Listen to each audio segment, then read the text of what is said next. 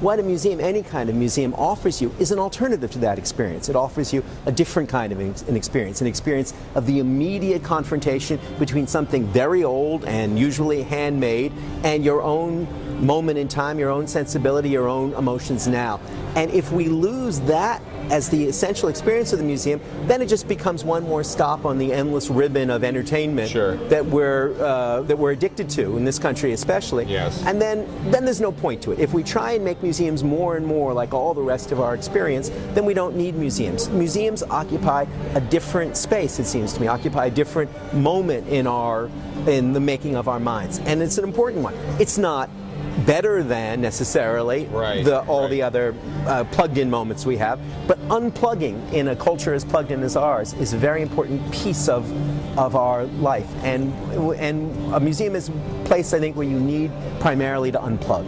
Then let me ask this, because the internet now is so ubiquitous, and you can scan and digitize almost any work of art and put it online, and it's searchable, and you could say this is very accessible, which is, if you ask any museum director, they want to say that their museum is all about accessibility. Right. It's very educational as well, because you can link to all the information about these artworks as well.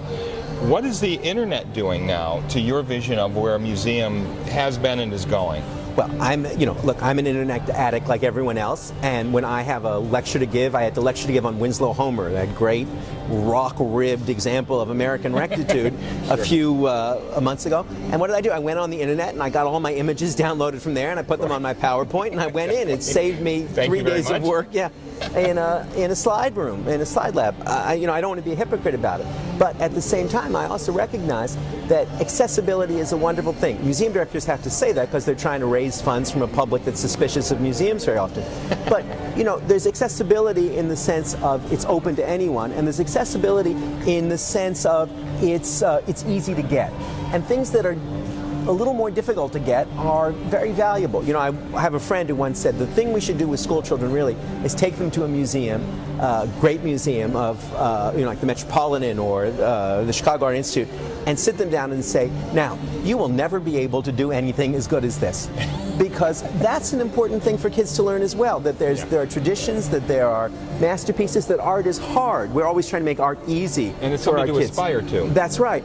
And that's fine. Everybody has a creativity. But the notion, too, that things are difficult, that they demand attention, they demand long looking, that's a positive thing as well. You know what I always do with my kids in every museum we go into, an art museum at least, is I say to them, now look around this room and I want you to tell me, if we were building the world's greatest museum, what's the one thing in this room that you would steal, that you would bring out? Good point. Because that way you're not saying to them, oh, you just have to sort of walk around here without judgment. And accept everything. Right. But you have to, your mind should be at work when you're here. Right.